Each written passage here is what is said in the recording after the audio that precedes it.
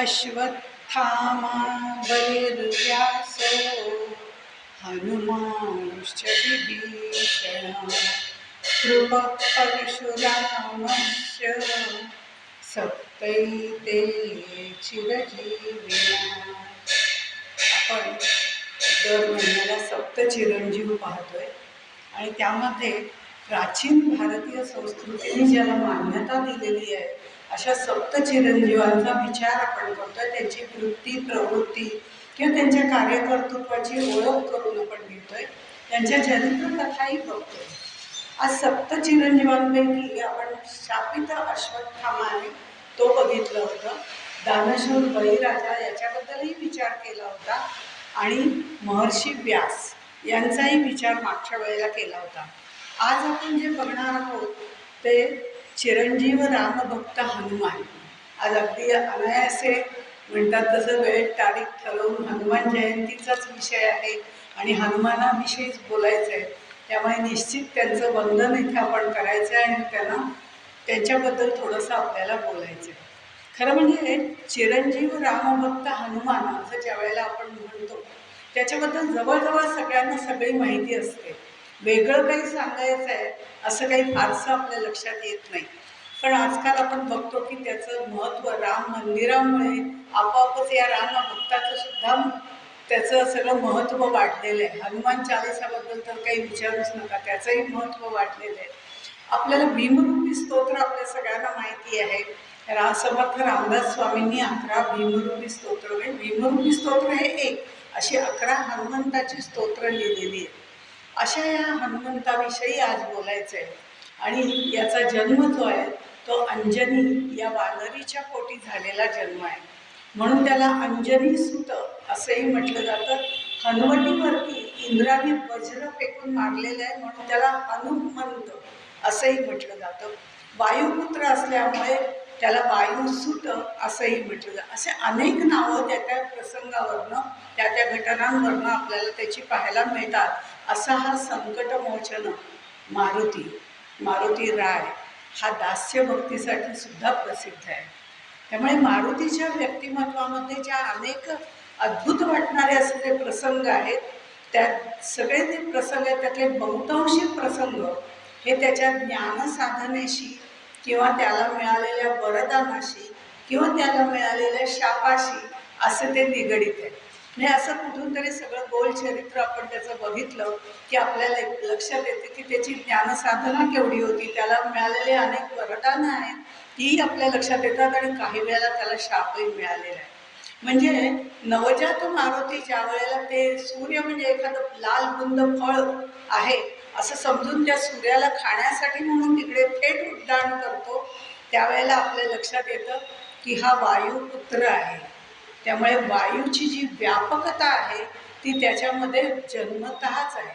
त्यामुळे तो एवढं मोठं उड्डाण एका क्षणामध्ये करू शकला बालमारुती असताना सुद्धा. लंका दहनाचा जर आपण विचार केला तर लंका दहन म्हणजे लंका संपूर्ण त्याने जाळून टाकली. तर ते जे आहे हे सगळं अग्नितत्वाचं बीज त्याच्यामध्ये आहे. म्हणजे ते तेजाचं वरदान त्याला मिळालेलं आहे. त्यामुळे सूर्योपासना जी घडली त्याच्या हातून त्या सूर्योपासनेपासून मिळालेलं तेजाचं जे वरदान आहे ते आपल्याला तिथे जागृत झालेलं आपल्याला दिसतं लंका दहनाच्या वेळेला. म्हणजे अशी सगळी वरदान आणि शाप. बरं, संजीवनी बुटीसाठी आपल्याला माहिती आहे त्याने अख्खाच्या अख्खा पर्वतच उचलून आणलेला आहे. म्हणजे हिमालयातून तो अख्खा पर्वत उचलून आणायचं हे एक प्रकारचं त्याच्या शक्तीचं प्रदर्शन पण होतं. महाकाय किंवा अतिसूक्ष्म, एकदम मोठं होणं, एकदम छोटं होणं, ह्या ज्या सगळ्या गोष्टी आहेत ह्या त्याला असलेल्या प्राप्त झालेल्या सिद्धींची चर्चा आहे. म्हणजे अशा तऱ्हेने सर्व अंगांनी परिपूर्ण असा हा मारुती राय आहे. असा हा संकटमोचन रामाचा भक्त मारुती आहे. सनक सनंदन आणि सनातन सनत कुमार असे जे 4 आहेत ते ब्रह्मदेवाचे मानसपुत्र जे आहेत त्यांना प्रजा निर्माण करण्याकरता म्हणून ब्रह्मदेवाने निर्माण केलं होतं. पण त्यांनी ते नाकारलं की आम्ही काही प्रजा वगैरे करणार नाही. त्या कथेमध्ये शिरण्याचं काही कारण नाही, नारदाने सांगितलं वगैरे आपल्याला माहिती आहे. पण त्याला त्यावेळेला ब्रह्मदेवानी प्रजा निर्मिती करण्यासाठी त्यांना निर्माण केलं आणि ब्रह्मदेवाला त्यांनी नाही म्हणून सांगितलं. त्यावेळेला ब्रह्मदेवाला क्रोध आलेला आहे आणि हा क्रोध ज्या वेळेला त्याला आला त्यावेळेला त्याच्या भुवयांच्या मध्यातून दोन प्रकारची अशी तत्व बाहेर पडली. म्हणजे एक क्रोध ज्याला म्हणतात तो बाहेर पडला. तर त्याला तो राग आलेला असल्यामुळे तो क्रोधही त्याच्यामध्ये होता. असा निळ्या, लाल आणि लाल अशा रंगाच्या स्वरूपात तो प्रगट झाला. आणि तो जो प्रगट झाला तो म्हणजे रुद्र. त्याला आपण रुद्र असं म्हणतो. आणि हा रुद्र रडत रडत बाहेर पडला की तुम्ही मला निर्माण केलं, पण मी आता राहायचं कुठे, माझं नाव काय आहे, मला काहीच कळत नाही आहे, माझं राहण्याचं ठिकाण पण सांगा. असं जेव्हा म्हटलं त्यावेळेला ब्रह्मदेवाने त्याला सांगितलं, महारुद तू रडू नको, मला मी तुझ्यासाठी कोणत्या कोणत्या जागा आहेत ते नियुक्त करून ठेवलेले आहेत, तिथे तिथे तू राहू शकतोस आणि लोक तुला रुद्र म्हणून संबोधित करतील, रुद्र म्हणून म्हणतील. आणि तू 11 ठिकाणी राहू शकतो. 11 ठिकाणी त्याला दिलेली आहेत राहण्याकरता. ती म्हणजे हृदय, सर्व चराचरामध्ये प्रत्येक प्राणी मात्राचं हृदय हे दिलेलं आहे. इंद्रिय, प्राण, आकार म्हणजे ज्या वस्तूला आकार आहे त्याच्यामध्ये तू राहू शकशील. आणि नंतर वायू, अग्नी, जल, पृथ्वी, सूर्य, चंद्र आणि तप अशी वेगवेगळी 11 स्थानं त्याला दिलेली आहेत. त्या म्हणजे तो रुद्र आहे, त्याला 11 स्थानं दिली, त्याला 11 नावं दिली आणि त्याला सांगितलं तुला 11 पत्नी पण आहे आणि त्या पत्नींची नावं त्यांनी दिलेली आहेत. आणि त्यांना सर्वांना म्हणून रुद्राणी, रुद्राची पत्नी म्हणून रुद्राणी असं तिला संबोधित केलं जाईल. आणि त्याची वेगवेगळी 11 नावं पण त्यांनी सांगितले, धी, वृत्ती, उशना वगैरे अशा प्रकारे. पण मग तू काय करायचं आहे, तर तू प्रजापती हो, म्हणजे प्रजेचं व्रत, म्हणजे प्रजा निर्माण करण्याचं व्रत तू घे आणि तू प्रजापती होऊन प्रजा निर्माण कर असं त्यांनी सांगितलं. अशा गोष्टी शिवपुराणामध्ये आहेत. आणि त्यामध्ये हा 11वा रुद्र म्हणजे हनुमंत आहे. म्हणून हे रुद्र म्हणजे काय सांगून 11वा रुद्र हा हनुमंत आहे. आणि जो चिरंजीव आहे आणि तो त्रेतायुगातला मारुती आहे किंवा हनुमंत आहे. हनुमंताची अनेक नावं आहेत, वेगवेगळ्या वेळेला वेगवेगळी नावं आपण उच्चारू शकतो. तर त्याप्रमाणे हा चिरंजीव आहे त्रेतायुगातला जो आहे तो. राम, लक्ष्मण, भरत, शत्रुघ्न वगैरे आपण जर विचार केला, सीता म्हणा, हनुमान म्हणा, हे सगळे अवतारी अशी विभूतिमत्व आहे, एक प्रकारची विभूतिमत्व आहेत. आणि वाल्मिकी रामायणामध्ये तसा स्पष्ट उल्लेखही केलेला आहे. आणि रामायणाच्या बालकांडामध्ये असा एक उल्लेख आहे की रावण जो आहे तो ब्रह्मदेवाच्या कृपेने, या ब्रह्मदेवाने त्याला वरदान दिलं म्हणून त्याला भयंकर अहंकार निर्माण झाला आणि त्याने सर्वांना त्रास द्यायला सुरुवात केली रावणाने. आता ब्रह्मदेवाने वरदान दिलं आहे असं म्हटल्यानंतर सर्व देव म्हणा, यक्ष म्हणा, इतर कोणी आणखीन ऋषीमुनी वगैरे हे सगळे म्हटले ब्रह्मदेवाने जर वरदान दिलेलं आहे तर आपल्याला थोडं सहन करायला पाहिजे, कारण ब्रह्मदेव आपल्यापैकीच आहेत, ते आपले देवच आहेत. त्यांनी वरदान दिलं ते काहीतरी हेतूने दिलं असतात, तर आपण ते सहन करायला पाहिजे. म्हणून त्याचा जो काही त्रास होता तो सगळा त्रास ते सहन करत होते. पण शेवटी सहनशीलतेला सुद्धा कुठेतरी मर्यादा येते. आणि मग हा लोकांना भयंकर त्रास द्यायला लागला रावण. आणि म्हणून सगळेजण आपलं गाऱ्हाणं घेऊन ब्रह्मदेवाकडे गेले आणि ते म्हणाले की ऋषी, यक्ष, किन्नर, राक्षस यांना हा रावण सगळ्यांना त्रास देतोय, सगळ्यांचा अपमान करतोय आणि यज्ञात तर तो विशेषतः इतर राक्षसांच्या मदतीने आणखीनच त्रास देतोय. याचा बंदोबस्त आपल्याला केला पाहिजे. त्यावेळेला ब्रह्मदेवही विचार करतात, खरं म्हणजे मीच त्याला वरदान दिलेलं आहे. कोणतं वरदान दिलेलं आहे, तर त्यावेळेला रावणाने असं मागितलं होतं की यक्ष, किन्नर किंवा अन्य राक्षस, गंधर्व, ऋषी यांच्याकडनं मला कुठल्याही प्रकारचं मरण येता कामा नये, यांच्याकडनं मला मरण नको आहे. आणि त्याच्यासाठी ते मला वरदान त्याने मागितलेलं होतं. आणि हे वरदान मागताना तो मनुष्याकडून मला मृत्यू नको हे मात्र त्यांनी मागितलं नव्हतं, कारण मनुष्य हा अगदी कसपटा समान आहे. तो काय माझा वध करणार आणि तो काय मला मारणार, एवढा मी प्रचंड शक्तिमान आहे आणि अगदी ऋषीमुनींच्या तुलनेत बघितलं तर मी विद्वान सुद्धा आहे, तर ते तर मला मारणं शक्य नाही. पण काही वेळेला शक्य आहे म्हणून ऋषींचा उल्लेखही त्याने केला, राक्षसांचा केला, गंधर्वांचा केला, यक्ष किन्नरांचा केला, पण मनुष्याचा काही उल्लेख त्याने केलेला नाही. आणि हीच गोष्ट ध्यानात घेऊन श्री विष्णूंनी ब्रह्मदेवाजवळ सांगितलं की मनुष्य रूपामध्ये आपण त्याला मारू शकतो, कारण ते तुम्ही वरदान दिलेलं नाही. कुठेतरी एक फट असते शिल्लक राहिलेली की जिथून मार्ग काढता येतो. तसं वरदान ज्या वेळेला दिलं जातं त्यावेळेला देवही आपली शक्कल लढवतात आणि त्यातनं कसं हे पार पाडता येईल. नरसिंहाच्या बाबतीतही आपल्याला माहिती आहे असं घडलंय, नर नको आणि प्राणीही नको अशा पद्धतीने वरदान मागितलं होतं. अशा तऱ्हेने मनुष्याला रावण तुच्छ समजत होता, तर आता मनुष्य रूपातच जन्म घ्यायला पाहिजे आणि तो मी जन्म घेईन असं विष्णूंनी सांगितलं.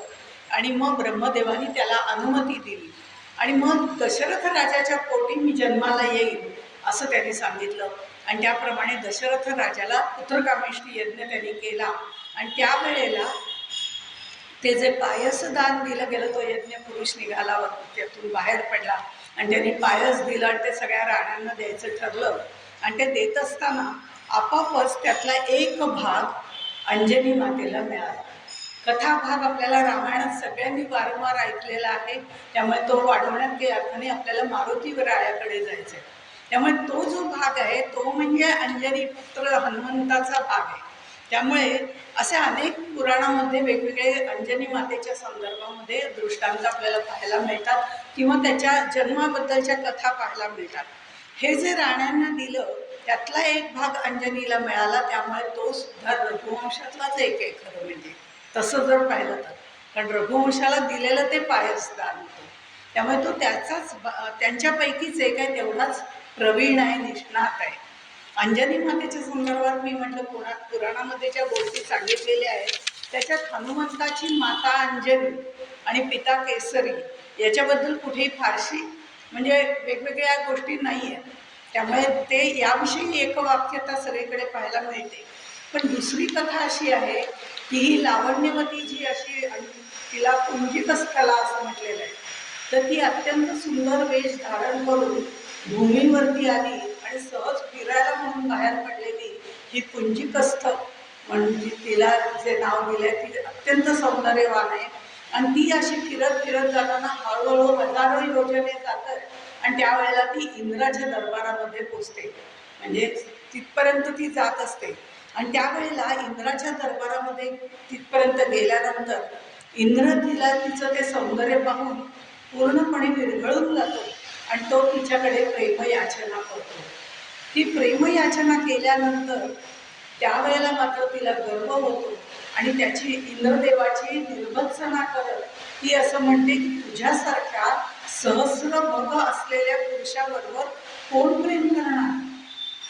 हा उल्लेख केल्यावर कुठेतरी इंद्राचा अपमान होतो आणि तो अपमान झाल्यानंतर तो त्याला म्हणजे सहन होत नाही. इंद्र राजा आहे, त्यामुळे तो म्हणतो तुला एवढा अहंकार झालेला आहे, एवढा सौंदर्याचा अहंकार निर्माण झालेला आहे, तू वानर लोकांमध्ये माकडे योनीमध्ये जन्म घेशील.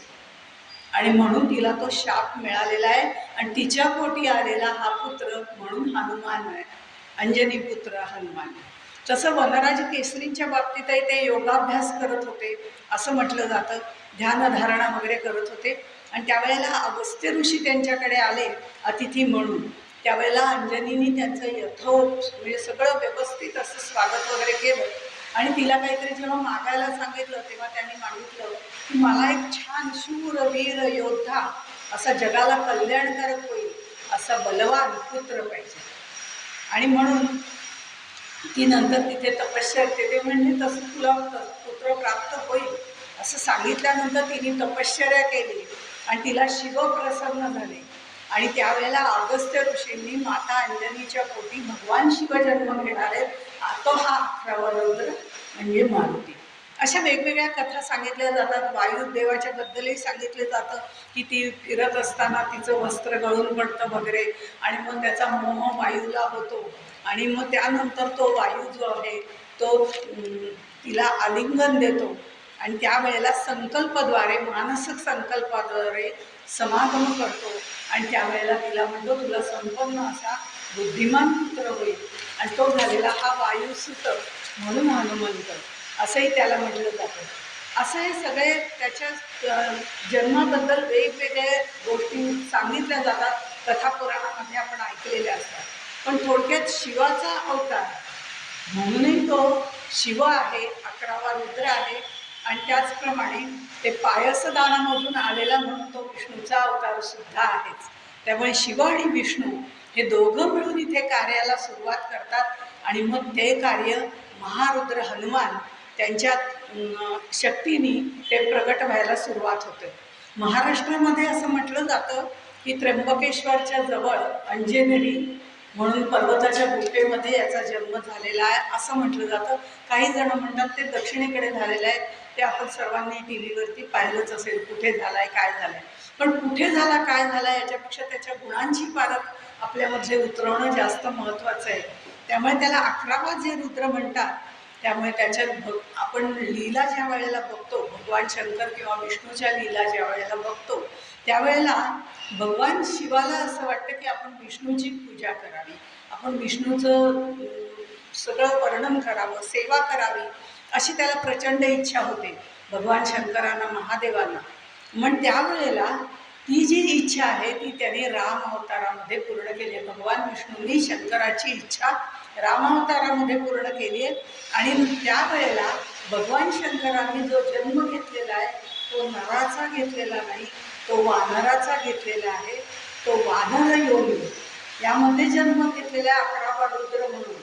तर ती वानर योनीमध्ये जन्म का घेतला, तर या योनीमध्ये कुठेही घर बांधण्याचा प्रश्न येतो.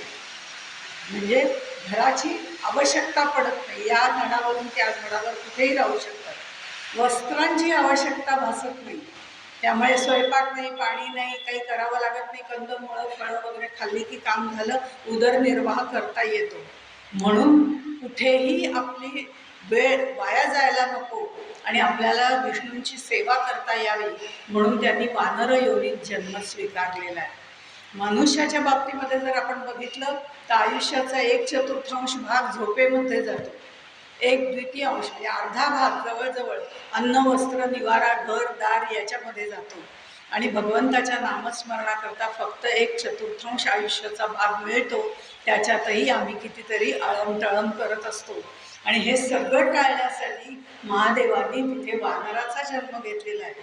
जन्म झाल्याबरोबर आकाशातलं फळ खाण्याच्या उद्देशाने उडी मारणारा आणि सूर्यदेवाला पकडायला जाणारा, आणि त्यावेळेला इंद्राने त्याच्या हनुवटीवरती वज्राघात केलेला आहे.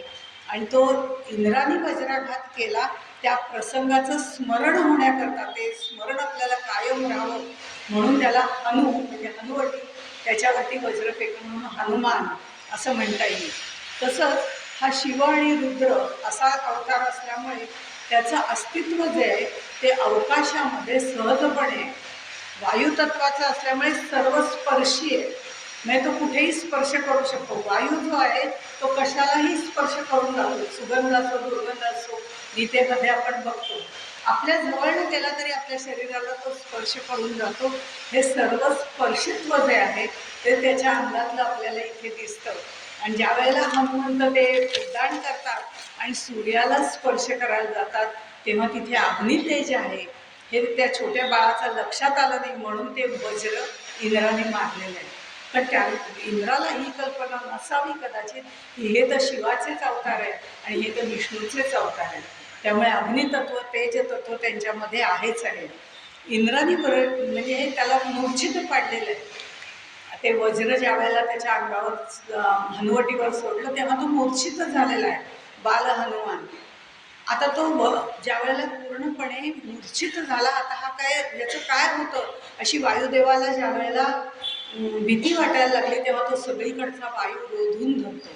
आणि तो रोधून धरल्यावरती मग तसं चालणार नाही, या पृथ्वीचं काय होईल, या ब्रह्मांडाचं काय होईल, अशा तऱ्हेने सगळ्या ही जबाबदारी कुणी घ्यायची असं ठरल्यावर सगळेजण, सगळे देव त्याच्याकडे जातात आणि त्याला म्हणतात आम्ही आमच्यातल्या ज्या ज्या शक्ती आहेत त्या शक्ती या बाळाला द्यायला तयार आहोत, पण तू याला, तो जिवंत निश्चितपणे होईल, तू काही काळजी करू नको, पण हे जे सगळं तू थांबवून धरलेलं आहे, रोधून धरलेलं आहे ते मात्र मोकळं कर.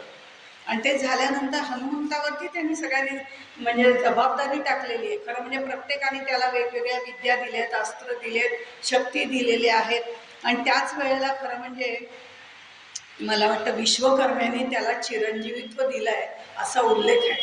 म्हणजे वाल्मिकी ह्याच्यामध्ये रामायणामध्ये, की अगस्त्य निवेदन त्यांनी जे केलेलं आहे त्याच्यामध्ये हे असं म्हटलं की चिरंजीवित्व त्यावेळेला त्यांनी दिलेलं आहे. आपण जेव्हा रामायण बघतो तेव्हा आपल्याला कळतं की ते रामाने पण त्याला दिलेलं आहे, दोन्ही आहे, ते आपण पुढे बघणार आहोत. तर हे जे सगळं आहे ते चिरंजीवित्व त्याला त्यावेळेला बहाल केलेलं आहे.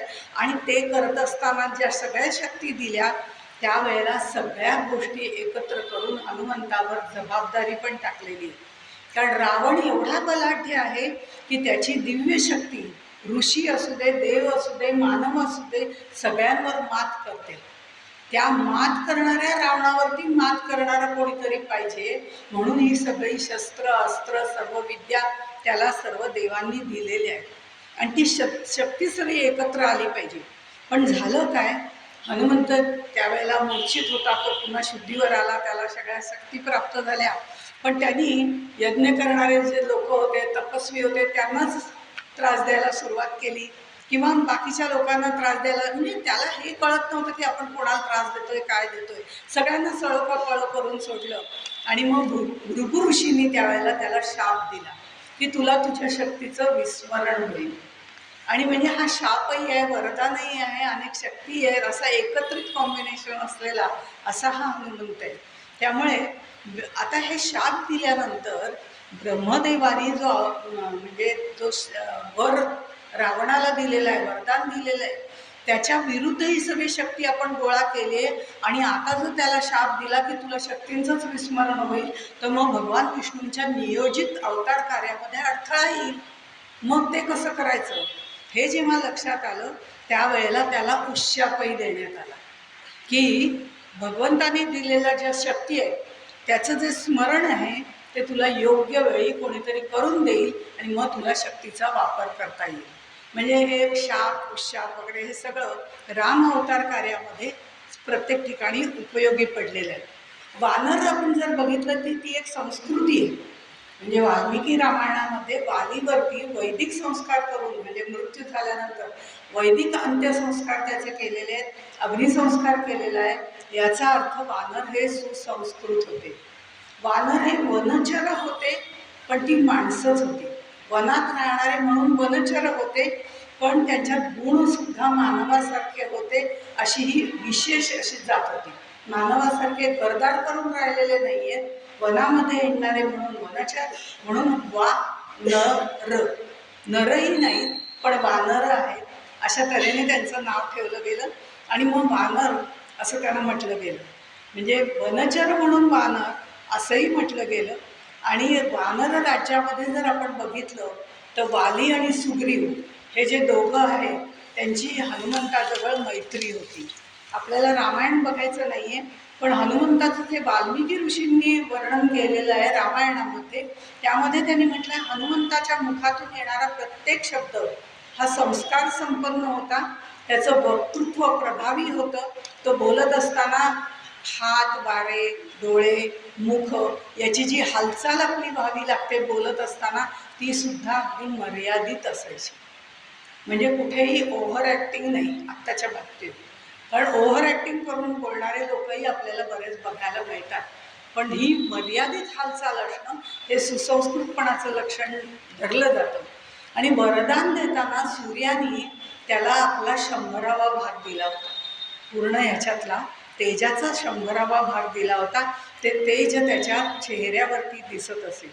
हे 4 वेदांचं ज्ञान आहे ते सुद्धा त्याच्या शरीरावरती दिसत असे. व्याकरणाची त्याची बैठक पक्की होती आणि म्हणूनच त्याची वाणी ओजस्वी होती. म्हणजे ओजस वाणी, तेजस काया आणि ब्रह्मवर्चस असं ज्ञान या सर्वांनी संपन्न असणारा असा हा हनुमंत होता.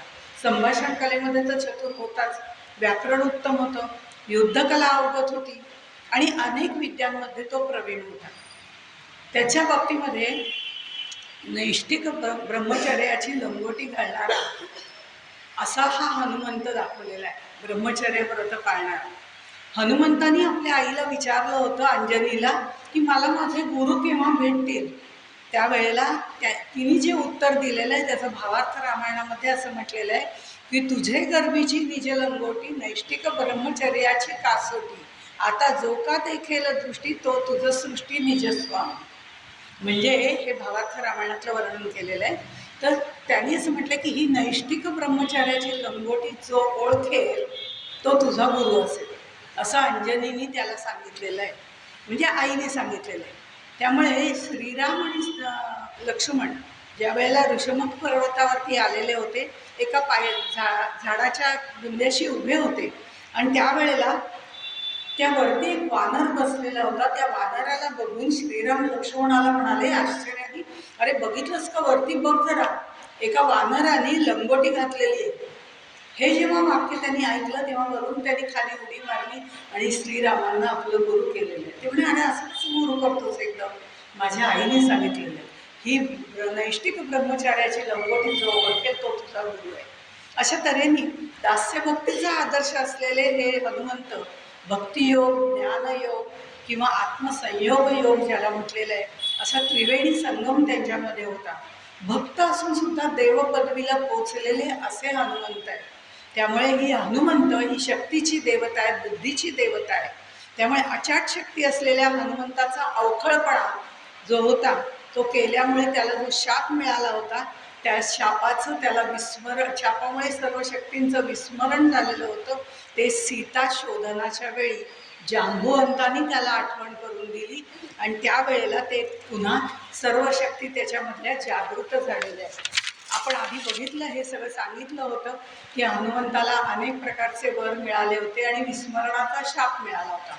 पण सीता शोधनाची कामगिरी ज्या वेळेला श्रीरामांनी सद्गुरूंनी आपल्यावर टाकलेली आहे आणि ती आपल्यावरती सोपवलेली कामगिरी आपल्याला करता येणार नाही, कारण माझ्यामध्ये कुठलीच शक्ती नाही आहे असं म्हणून जेव्हा नैराश्य भावनेमध्ये ते एका शिलाखंडावरती बसलेले होते, कपाळावरती हात ठेवलेला होता की आता कसं होणार माझं, मी कशी त्यांना मदत करणार. त्यांच्या नेत्रातून अश्रू वाहत होते की सद्गुरूंनी सांगून आपण काही करू शकत नाही. आणि ही जेव्हा त्यांना सगळी असं भरून आलं की आपण कुठलंच कार्य करू शकणार नाही, एक वानर काय करणार अशा पद्धतीने, तर त्यावेळेला जांबुवंत तिथे आलेले आहेत आणि त्यांनी म्हटले अरे असं तू निराश होऊ नको, तुला देवांनी सगळी वरदानं दिलेली आहेत, तुला अवगत नाही असं एकही शास्त्र नाही, एकही शस्त्रही नाही, याची जाणीव करून दिली. आणि ती जाणीव करून देताना उत्तिष्ठ हरिशार्दूल लंघयस्व महार्णव असं त्यांनी आदेशही त्याला दिला. म्हणजे त्या सगळ्या शक्तीचं जे विस्मरण झालं होतं, त्या सगळ्या शक्ती त्याच्या पुनश्च उभारून आल्या आणि प्रगत झाल्या. आणि मग त्यांनी जे सांगितलं जांबुवंतांनी, वाच आता तू फक्त उडी मार आणि हा समुद्र उल्लंघून जा. जांबुवंताच्या चरणी नतमस्तक होऊन झुकून, म्हणजे बघा आता एकदा मला शक्ती प्राप्त झाली, यांनी काय फक्त आठवणच करून दिली, त्याला काय नमस्कार करायचा, माझ्यात त्या होत्याच शक्ती, असा अहंकार कुठेही त्याला नव्हता. कारण अहंकार ही परमार्थातली पहिला मोठा अडसर आहे, तो हनुमंताला कधीच नव्हता. अफाट शक्ती युक्तीच्या बुद्धीच्या जोरावरती हनुमंतांनी सीता शोधनासाठी बरंच कार्य केलेले, ते आपण रामायणामध्ये वारंवार ऐकतोच. हनुमंतांनी श्रीरामाचा जय जयकार केला, जांबुवंताला नतमस्तक होऊन प्रणिपात केला आणि मोठं उड्डाण सर्व शक्तीनिशी केलं आणि सर्वांनी हनुमंताचा जय जयकार केला. सुंदरकांडामध्ये या सगळ्या लीलांचं वर्णन त्याच्या आलेलं आहे. आपल्याला आपल्या आध्यात्मिक दृष्टिकोनातनं जर आज आपल्याला हनुमंताचं दर्शन घ्यायचं असेल तर आपल्याला हे समुद्र उल्लंघन केलं, मग त्याला वाटेत कोण कोण भेटलं, ह्या सगळ्या कथा आपल्याला माहिती आहेत. पण 100 योजनांचा सागर पार करून तो पलीकडे उडी मारून तो गेलेला आहे, ही कथाही आपल्याला माहिती आहे. पण आपल्या दृष्टीने जर बघितलं तर शांततेची, समाधानाची जी पराकोटीची शेवटची अवस्था आहे, ती जर आपल्याला पार करायची असेल, तिथपर्यंत पोचायचं असेल आणि ब्रह्मज्ञान करून घ्यायचं असेल तर सर्वात पहिलं आपल्याला एक समुद्र उल्लंघन करावा लागतो.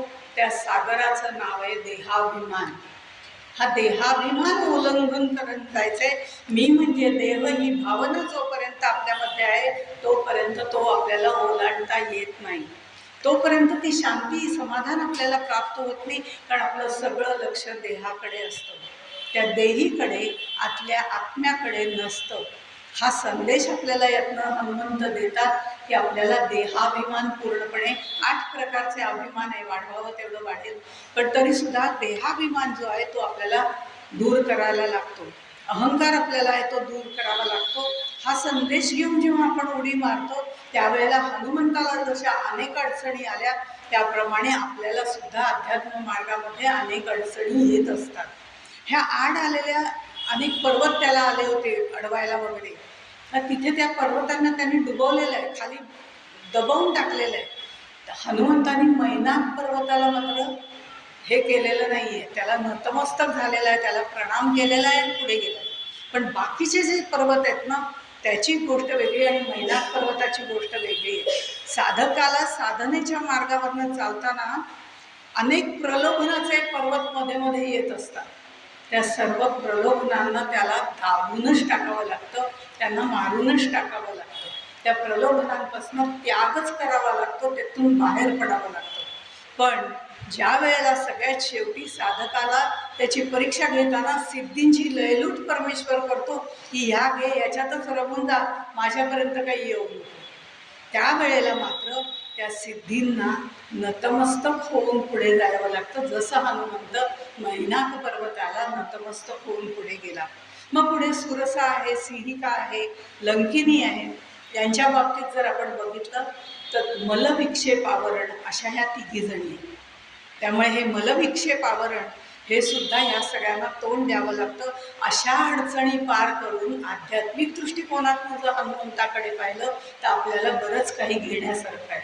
असे हनुमंत संपूर्ण उड्डाण करून पलीकडे गेलेले आहेत. आणि तिथे गेल्यावर युद्धभूमिकेतून त्यांनी काय काय केलं, कारण युद्धकला त्यांना अवगत होती. पण त्या दृष्टिकोनातून किंवा पुढे युद्ध करायचं यासाठी काय करायला पाहिजे असं जर बघितलं तर त्यांनी एक 5-6 गोष्टी केलेल्या आहेत. त्यातल्या 1-2 गोष्टी बघूया आणि पुढे होऊया. त्यांनी लंकेत जाऊन जाळपोळ केली याचा उल्लेख आपण बघितला. अग्नितत्वावरती त्यांचं प्रचंड प्रभुत्व होतं. लंकेत जाऊन जाळपोळ करून त्यांनी हनुमंतांनी दहशत निर्माण केली. आता एक क्षुल्लक वानर एवढं करू शकतो असं ज्या वेळेला रावणाच्या मनामध्ये त्यांनी ती एक भीती निर्माण केली आणि युद्धापूर्वी रावणाचं खच्चीकरण केलं. एक वानर एवढं करू शकतो, लंका जाळू शकतो, तर अख्खं वानर सेना आल्यावर काय करतील काय माहिती नाही, केवढा उच्छेद सगळीकडे निर्माण करतील माहिती नाही. आणि म्हणून दुसऱ्याचं म्हणजे शत्रूचं खच्चीकरण करणं हा युद्धनीतीचा एक भाग आहे. तोही त्यांनी इथे आपला साध्य करून घेतला.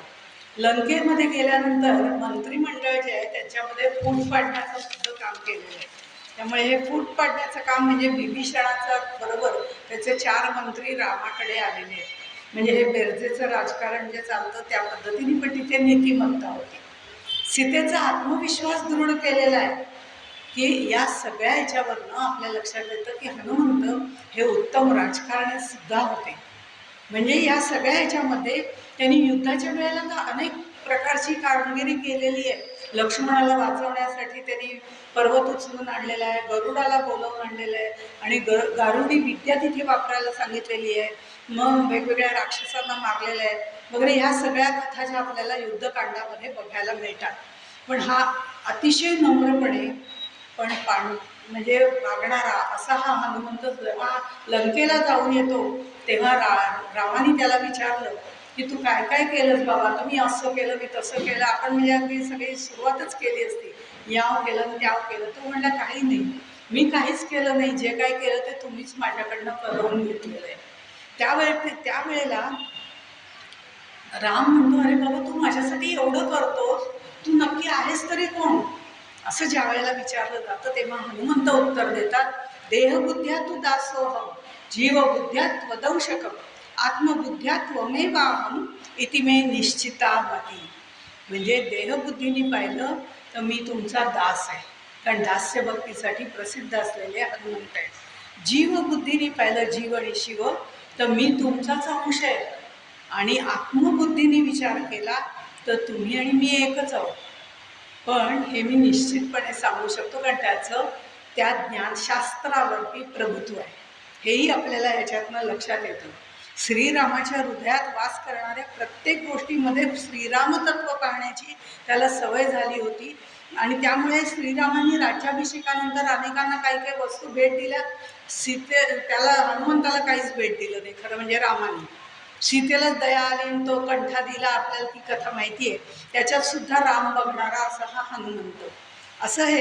आणि लोक म्हणली ज्या वेळेला की अरे एवढं तू त्या मण्यांमध्ये बघतोयस, तुझ्यामध्ये तरी राम आहे का? त्यावेळेला आपली छाती फाडून ते सीतेसह राम दाखवणारा असा हा हनुमंत. त्या अशा या हनुमंताच्या विविध कथा आपल्याला रामायणामध्ये बघायला मिळतात. पण इथे श्रीराम त्याला असं म्हणतात की अरे बाबा, तू माझ्यावर एवढे उपकार केलेले आहेत की मी ते कधीच फेडू शकणार नाही. मी तुला काय देऊ? मी तुला काही देऊच शकत नाही, मी तुला देणार तरी काय? असं म्हणून त्यांनी त्याला मिठी मारलेली. हे इथे जीव आणि शिवाचं एकात्म झालेलं आहे. नाही, यासारखी दुसरी कुठली भेट असूच शकत नाही ना. जीव आणि शिव एकरूप होणं यासारखी दुसरी भेटच नाही.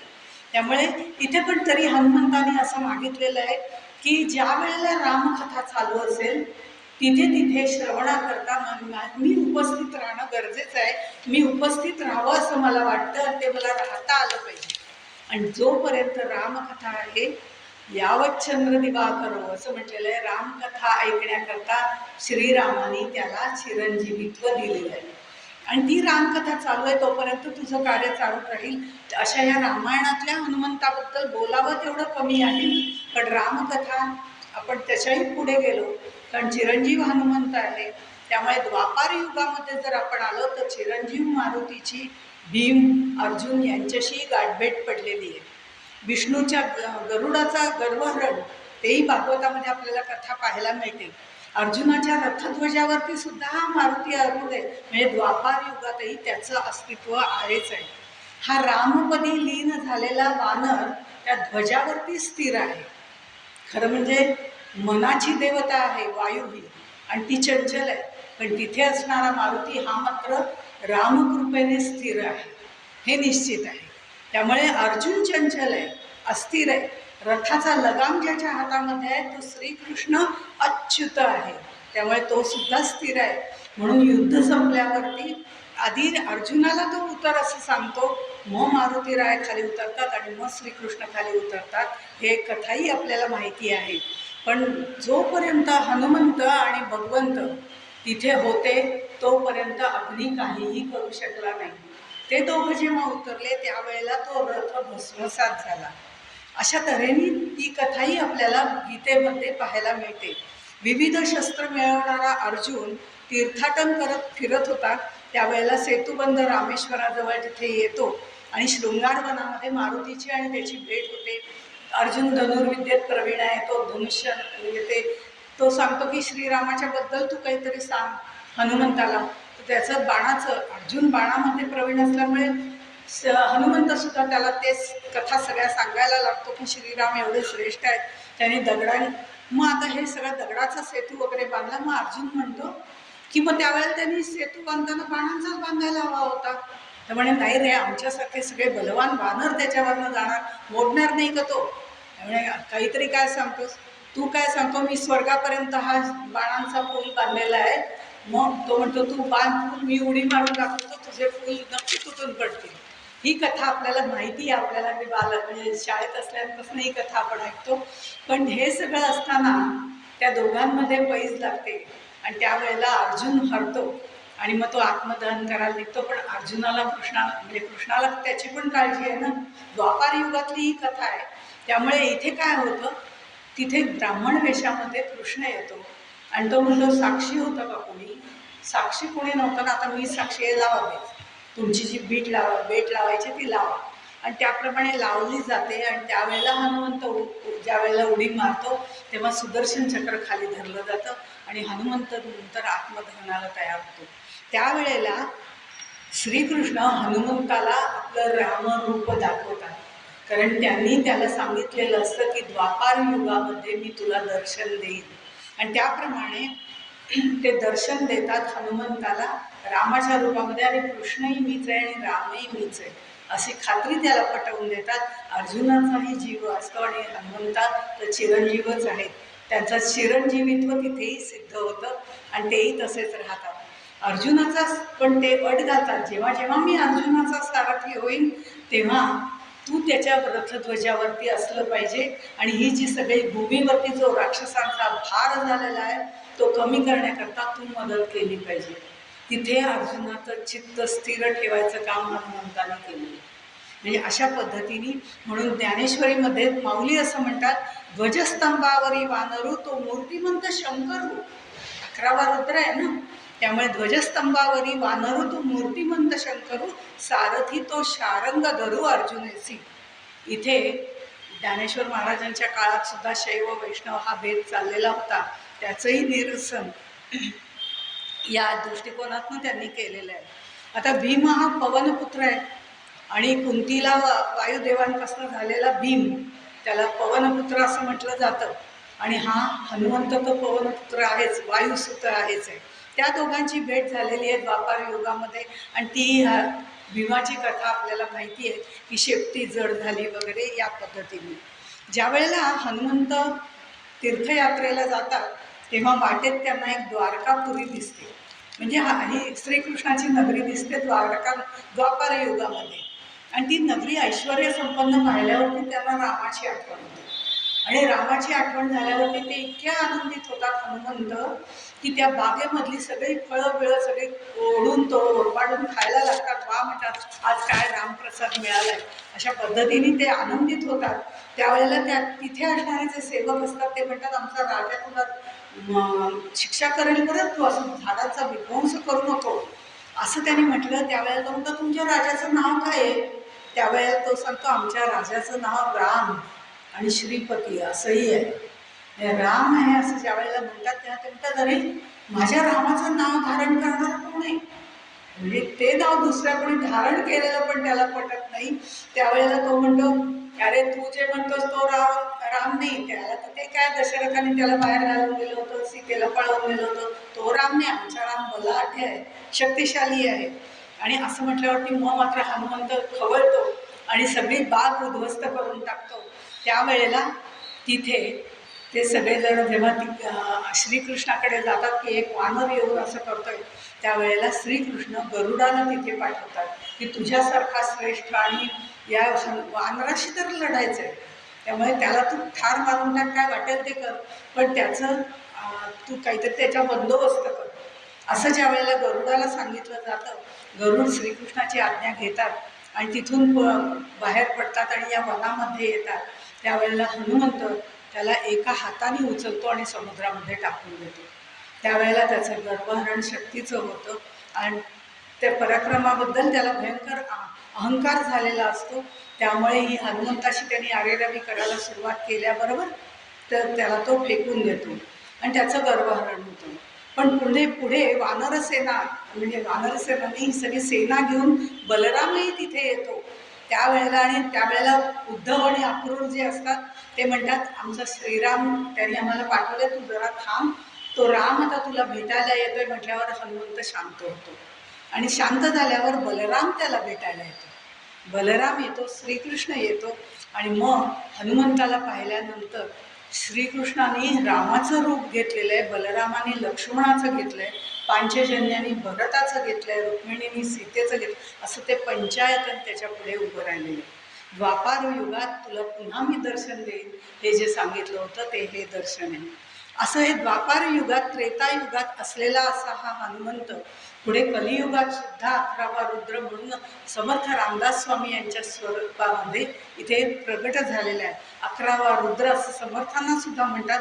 त्यांनी गाव तिथे मारुती ही संकल्पना तिथे राबवलेली आहे. शक्तिबुद्धीचा निश्चय अशी मारुतीची मंदिरं त्यांनी उभारली आणि व्यायामशाळा सुरू केल्या. हे कलियुगातलं वर्णन आहे. म्हणजे तिथे सुद्धा हनुमंत आहेच कलियुगामध्ये सुद्धा. आणि समर्थांच्या गुप्त राजकारणाची बैठक असलेल्या चाफळच्या ठिकाणी तर 2 हनुमंत दिसतात, एक दास मारुती आणि एक वीर मारुती, अशा 2 मारुती आपल्याला दिसतात. आणि ज्या वेळेला समर्थ रामदास स्वामींनी गोदावरीमध्ये जप केला होता, अनुष्ठान केलं होतं, रामनामाचा जप त्यांचा ज्या वेळेला पूर्ण झाला त्यावेळेला एक वानर तिथून खाली उतरतो आणि तो 13 कोटीचा जप पूर्ण झाल्यानंतर वृक्षावरून उडी मारतो आणि त्यांना घट्ट मिठी मारतो, कडकडून मिठी मारतो. तो वानर म्हणजे दुसरं तिसरं कोणी नसून प्रत्यक्ष हनुमंतांनी त्यांना दिलेलं दर्शन आहे. म्हणजे त्रेतायुगात, द्वापार युगात आणि कलियुगात सुद्धा हे हा चिरंजीव मारुती जो आहे तो आपल्याला इथे पाहायला मिळतो. त्याच्याच प्रमाणे आणखीन एक गोष्ट सांगावीशी वाटते की दादा घाटे म्हणून विद्वान होऊन गेले, तर त्यांनी जी समर्थाची म्हणजे समर्थांच्याबद्दल नाही, त्यांनी हनुमंताच्या बद्दल जे लिहिलेलं आहे त्याच्यामध्ये ब्रह्मरंध्राकडे कुंडलिनी शक्ती धाव घेते त्याचं जे वर्णन केलेलं आहे ते वर्णन म्हणजे हनुमंताच्या उड्डाणाचं वर्णन कसं आहे ते त्यांनी वर्णन त्याच्यामध्ये केलेलं आहे एका पुस्तकामध्ये, दादा खाटे यांनी. आपल्याला हे पुस्तक अवेलेबल झालं तर जरूर बघा, कारण ही जी मारुतीची जन्मकथा आहे त्याने एकदम उड्डाण केलं वगैरे, ती जी सगळी आहे ती कुंडलिनी जागृती आहे. आणि ही कुंडलिनी जागृती ज्या वेळेला केली जाते ती आत्मसूर्याजवळ झेप घेते. आणि ती आत्मसूर्याजवळ झेप घेते तेव्हा इथे जे चंद्रतळ असतं ते आपोआपच कलंडलं जातं वगैरे, असं सगळी वर्णनं त्या कुंडलिनी जागृतीमध्ये येतात. ही 16 कलांच्या पलीकडे असलावी असणारी 17वी अमृतकला आहे वगैरे असं म्हटलं जातं. तो विषय वेगळा आहे, पण हनुमंताचं उड्डाण आणि कुंडलिनी जागृती अशा पद्धतीने त्याने त्या दृष्टिकोनातून ते पुस्तक, छोटंसं पुस्तक आहे पण लिहिलेलं आहे. श्रीरामाचं आराध्य दैवत म्हणजे श्रीराम हे समर्थांचं आराध्य दैवत आहे, पण हनुमंत ही उपास्य देवता आहे. त्यामुळे हनुमंताची दास्य भक्ती प्रसिद्ध आहे आणि श्रीरामांची रामदास म्हणून श्रीरामाचं दास्यत्व पत्करणारे समर्थ सुद्धा आहे. श्रीरामाला जांभई आली तरी सुद्धा हात पटकन त्याचा वरती जातो. हनुमंताचा ही कथा आपल्याला माहिती आहे तर चुटकी वाजवण्यासाठी. पण इथे आपल्या लक्षात येतं की दुसऱ्याला कसं समजेल, मला जांभई येते त्याला कसं कळतं, तर त्याला कळत नाही, त्याच्या हृदयामध्येच हनुमंत स्थित असतो.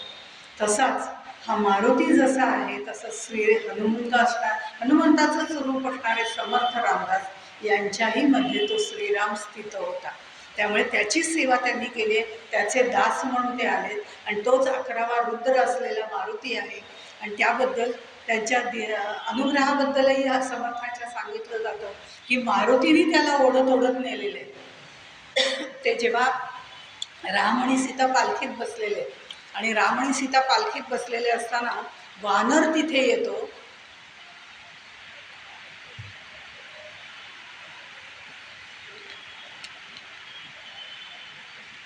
आणि तो वानर तिथे येतो आणि हाताला धरून ओढत ओढत नेतो आणि मग तो म्हणतो की राम आणि सीता बसलेले. आणि मग तिथे त्या रामदासांना तो घेऊन येतो आणि अशा तऱ्हेने तिथे त्यांना अनुग्रह झालेला आहे. म्हणजे समर्थ रामदासांना अनुग्रह झाला तोही मारुतीच्या समोरच झालेला आहे. आणि तो अनुग्रह झाल्यानंतर त्या हनुमंतावरच समर्थांची जबाबदारी श्रीरामाने टाकलेली आहे. इतके हे एकमेकांची महारुद्र ते मारुती रामदास कली माझी तेची झाले रामदास असं त्यांचं वर्णन केलं जातं. अशा तऱ्हेने या तिन्ही काळामध्ये जर आपण विचार केला तर दरवेळेला आपल्याला हनुमंताचं दर्शन होतं. आणि ह्या हनुमंताच्या दर्शनाबद्दल पांढरी फुलं का तांबडी फुलं ही समर्थांच्या बाबतीतच घडलेली. रामकथा सांगायला जेव्हा समर्थ बसले त्यावेळेला ते वर्णन करतात की ती पांढरी फुलं त्या वाहिलेली आहेत वगैरे. तिथे वटुवेशात बसलेला जो रामकथा ऐकणारा हनुमंत आहे तो म्हणतो बिलकुल नाही, लाल फुलं होती, मला पक्क माहिती. सगळे जण त्याला समजावतात की अरे बाबा पौराणिक आहे, तो कथा सांगतोय, त्याच्याशी वादविवाद घालू नको, तुला काय माहिती, तो अजून लहान आहेस. तो म्हणतो नाही, मला नक्की माहिती ती लाल फुलं होती. आणि समर्थ म्हणतात नाही, ती पांढरीच फुलं होती. दोघंही आपल्या याच्यावर हटून बसतात. त्यावेळेला समर्थ ज्या वेळेला परत जातात त्यावेळेला हनुमंत त्यांच्या मागे जातो, म्हणतो तुम्ही माझ्याबरोबर उद्या चला, मी तुम्हाला लंकेत जाऊन लाल फुलं आहेत ते दाखवतो. पण रोजच्या आपल्या व्यवधानामुळे समर्थ म्हणतात मी येत नाही. त्यावेळेला हनुमंत तिकडे जातो आणि हनुमंताची आणि बिभीषणाची भेट होते. तेव्हा बिभीषण म्हणतो नाही, पांढरीच फुलं होती. तुला एवढा राग आला होता की ती फुलं सुद्धा तुला लाल दिसत होती, ती पांढरीच फुलं आहेत, अजूनही ते झाड तिथे आहे बघ. अशा पद्धतीने हनुमंताच्या बाबतीचं वर्णन केलं जातं. आणि आपल्याला माहिती आहे की वेणा स्वामींनाही हनुमंताचं दर्शन झालेलं आहे. म्हणजे अशा सगळ्या तिन्ही युगामध्ये चिरंजीव असलेला, म्हणजे त्रेतायुगामध्ये श्रीरामाच्या सेवेसाठी जन्म घेणारा हनुमंत चिरंजीव आहे. त्यांनी द्वापार युगामध्ये आणि कलियुगामध्ये सुद्धा भगवंताला दर्शन म्हणजे भक्तांना दर्शन दिलेलं आहे आणि पुढेही देत राहतील यात शंकाच नाही. अशा ह्या चिरंजीव मारुतीला वंदन करायचे आणि ते वंदन करून मी इथे थांबते. पण आज हनुमान जयंती आहे त्यामुळे एक मारुतीचा श्लोक म्हणून आपण थांबूया. नाव मारुतीचे घ्यावे समर्थाने लिहिलेलाच आहे. नाव मारुतीचे घ्यावे, पुढे पाऊल टाकावे, अवघा मुहूर्त शकुन. कारण शक्ती बुद्धीचा निश्चय असणारा हनुमंत आहे. त्या हनुमंताचं नाव घ्या आणि कोणतंही काम करायला सुरुवात करा, सत्कार्यच होईल, त्याबद्दल वादच नाही. म्हणून नाव मारुतीचे घ्यावे, पुढे पाऊल टाकावे, अवघा मुहूर्त शकुन. अमावास्या आहे का पौर्णिमा आहे काही बघायचं कारण नाही. हृदयी मारुतीचे ध्यान. जिकडे तिकडे भक्त पाठी जाय हनुमंत. कारण तो तुमच्या पाठीशी पाठी राखा म्हणून कायम आहेच आहे. राम उपासना करी, मारुती नांदे त्याच्या घरी. दास म्हणे ऐसे करा, सदा मारुती हृदयी धरा. म्हणजे आपोआपच होणारी सर्व कार्य चांगलीच होतील. अशा ह्या मारुतीला वंदन करून आपण इथेच थांबू. जय